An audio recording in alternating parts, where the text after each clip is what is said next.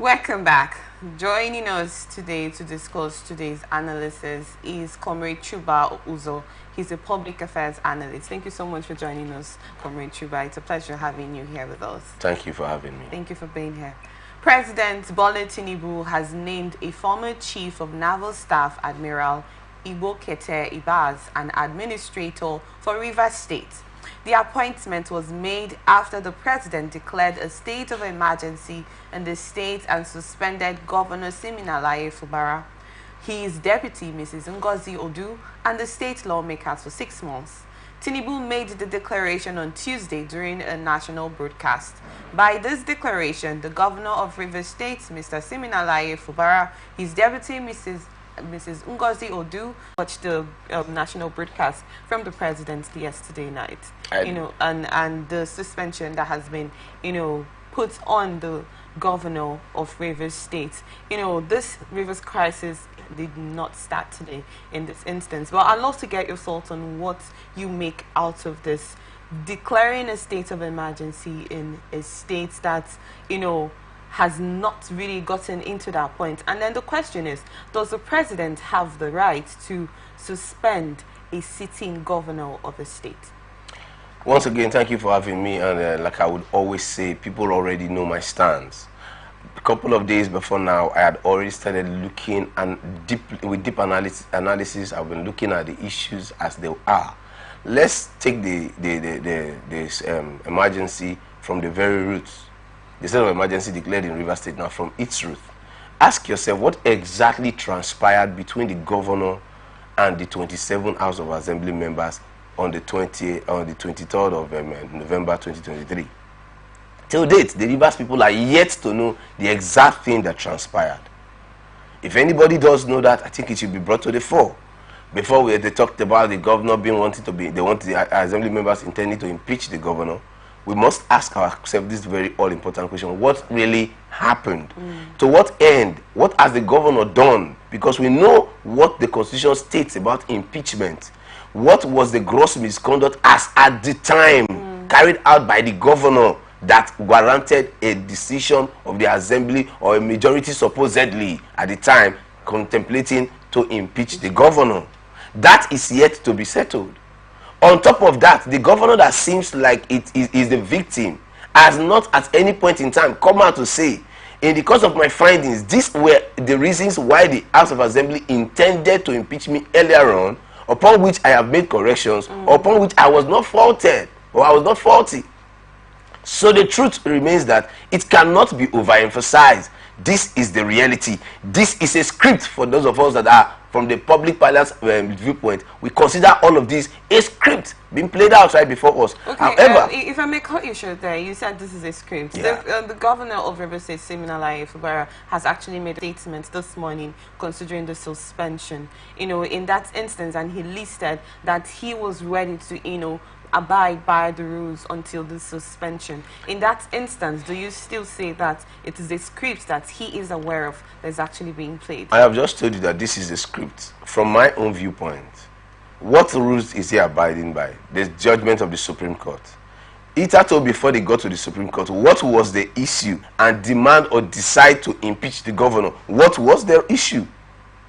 Till date, nobody has come out to clearly say this was the issue. Okay. We have only just heard rumors that the FCT minister was being overbearing on the governor, and the governor tried to take a stand as it were. What was the overbearing nature of the FCT minister? In an embargo like this, one would have expected the governor to have been more vocal, more outspoken, to let the people know what the...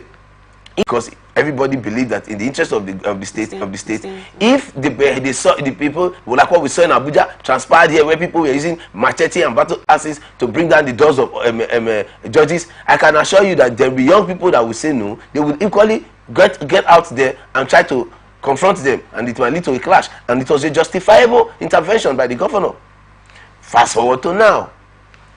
In all these scripts that has been played out, the governor that we know, no man can be this calm, no man can be this docile, no man can be this unthinking.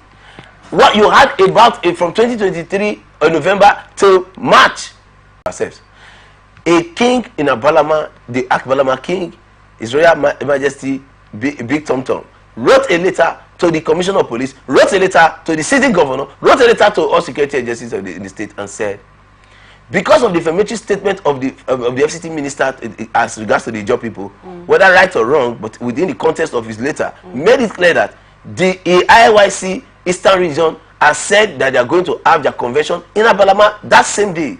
And this portends a great level of threat. And as a custodian of the tradition, a custodian of the land, he came out to say, no, let us do our best to ensure that we foist this crisis that's about to come, and pleaded with the FCT minister that first and foremost your Thanksgiving, I was not privy to your Thanksgiving, which is supposed to be an insult to the entire people of Abalama and to the Rias too. On top of that, he pleaded with him. He said, please avoid this particular date. We can reschedule. Lawlessness states that anything can happen. Anyone can come up, as the president can come up, take a national broadcast and decide on what has to be done without following due processes. Because in that instance, I still want to get your thoughts on this. Does the president have the right to suspend the sitting governor of a state according to the Constitution of the Federal Republic of Nigeria? And why did Ibas just get into the picture all of a sudden? Just before I respond, I want to say this. Every man will be remembered of another state. Now, fast forward to 2025. That was a 7-month Supreme Court judgment. And the world, what is talking about in law, they say every judgment should have a human face.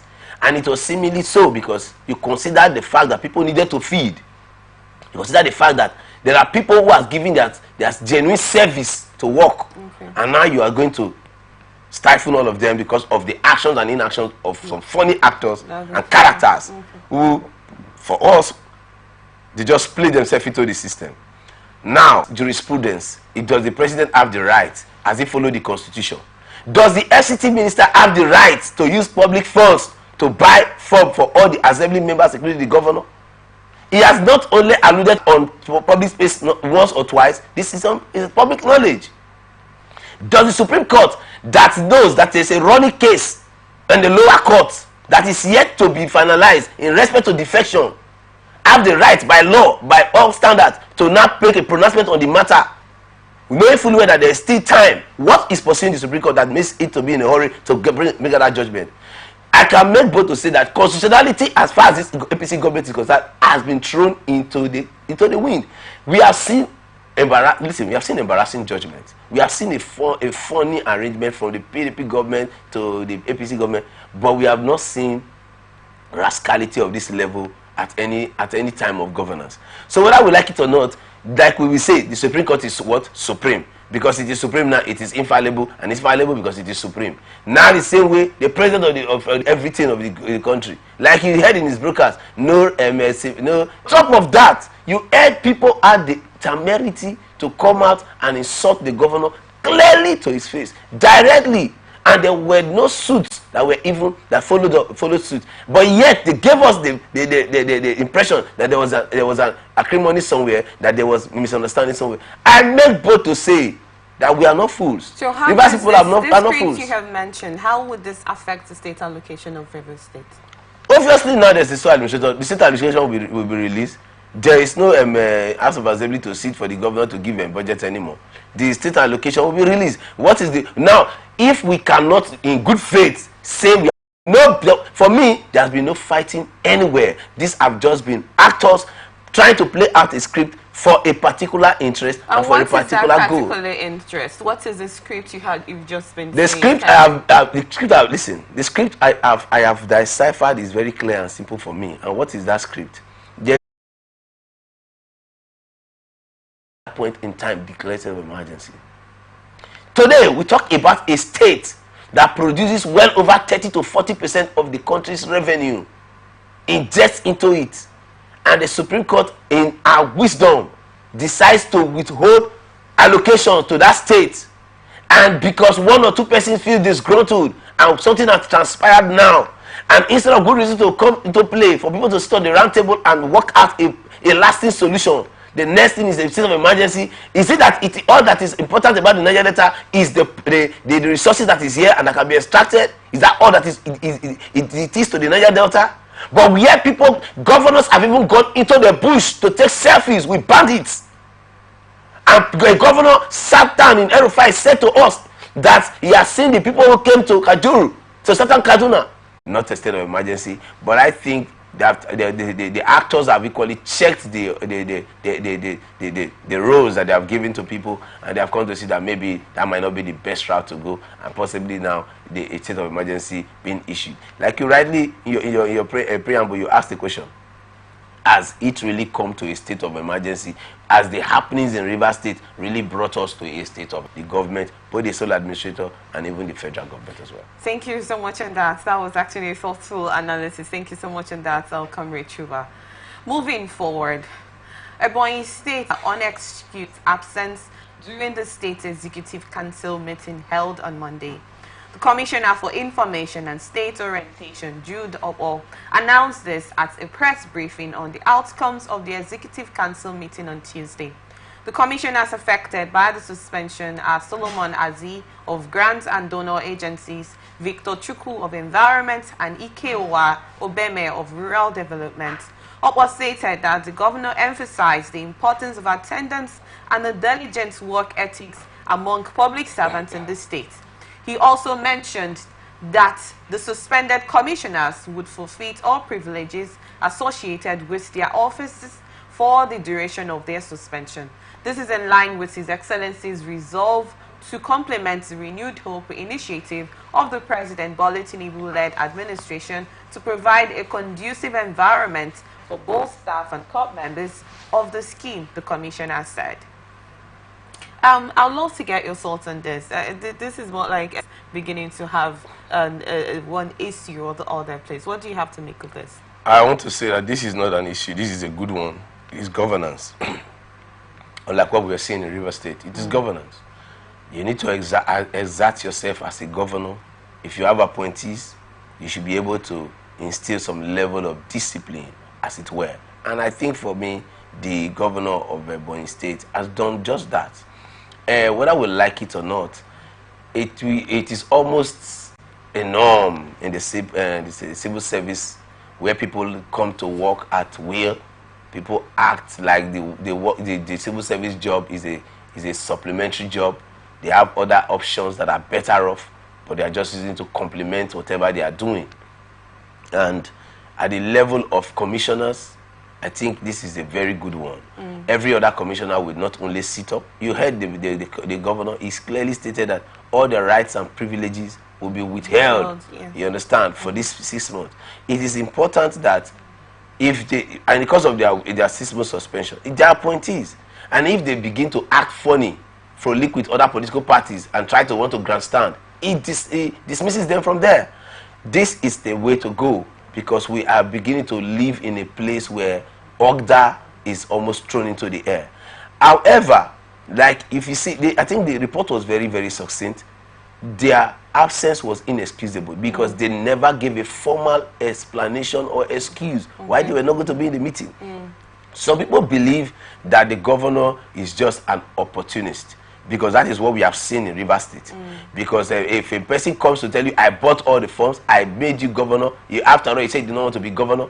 And like a very embarrassing statement from the governor, the first day he ascended the podium, when the first rally, when he said, if I have thought of being governor some 25 years ago, I would have known what to say. Because he had never thought of it, he doesn't know. And the immediate past governor, the FCT minister, re-echoed it in Avalama. He said, look at this one, that did not even want to be governor. I made him governor. That is the kind of state we have found ourselves. That's the kind of country we have found ourselves. Where people are imposed on us. People who are never prepared for a job. People who do not even know their onuses are dusted from their communities, dusted from the place of friendship, and thrown at us into governance.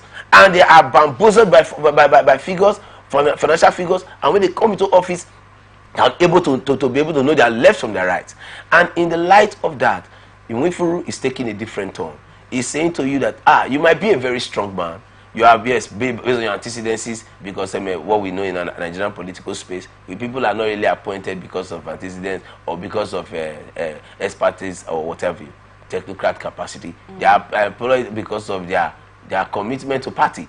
And upon that strength, you might have been very committed. Possibly you're the one that the former governor would have anointed, because it's now obvious everybody's anointed to be where they are. If you are the one that the former governor would have anointed and placed there. So since you are no more, you are not, you are opportune to be there, don't look at me like every other commissioner that you called from on phone. I was always around the corner. So I think Wifuru is trying to exert himself, stamp his feet on the ground, looking at the embarrassing stagger from River State, because a lot of people will take a cue. They will have to learn and know what needs to be done. And this goes a long way to say to it that public officers, it's high time they have to be more responsible. Act in manners that should be becoming of their office. People can look at the high-profile officers that are being asked to be suspended, and you can imagine the embarrassment. And if you go and ask, some of them sleep in an hotel. Funny as it may sound, some of them did not even sleep at home. They did not have an emergency for them not to be in the meeting because of the political rascality and indiscipline that we have experienced, and we have applauded as a people for this long. So for me, if we on this matter, I give him 100% support from here, and that is my analysis on the issue. Okay, thank you on that. Considering the state of the country, you talked about lawlessness, whereas everyone is open to doing whatever they want to do, and also considering the position you occupy, you just want to take any decision, just like the River State scenario, in that instance. And Wifuru is trying to make a different stand on that issue of the lawlessness that Nigeria has been known for. How do you think this his rule in Ebonyi State will actually be for the period of time he has to stay in? Why I ask this is, when the country has come to that point that when you are someone that wants to be upright, you are not allowed to, be there. That is why I asked you this question. Yeah, on that note, it is important to note that when people talk of analysis and applaud political office holders, people like us, we begin to see some of them like people thinking from Stone Ages. How do I mean by this funny preamble? Ebonyi State is adjudged by the statistics to be the poorest state in Nigeria. But if you go to Ebonyi State, infrastructurally, and what you call infrastructurally, you can confidently applaud the developmental strides in Ebonyi State, in juxtaposing it with Rivers, Delta, Bayelsa, Akwa Ibom, and all. Why is this possible? It's not as if this. Why? What is the narrative here? The narrative here is, you want to be a godfather. Be a godfather that wants growth, development, and the people, some level of the people at heart, so that you can push development forward. Because even in the course of saying Ebonyi State is the poorest state in Nigeria, you cannot, in good conscience, look at Ebonyi's allocation when you get supposed to some European countries, not states. It is even more. What does that tell you? If they had a governor that has a foresight and is willing to give a direction,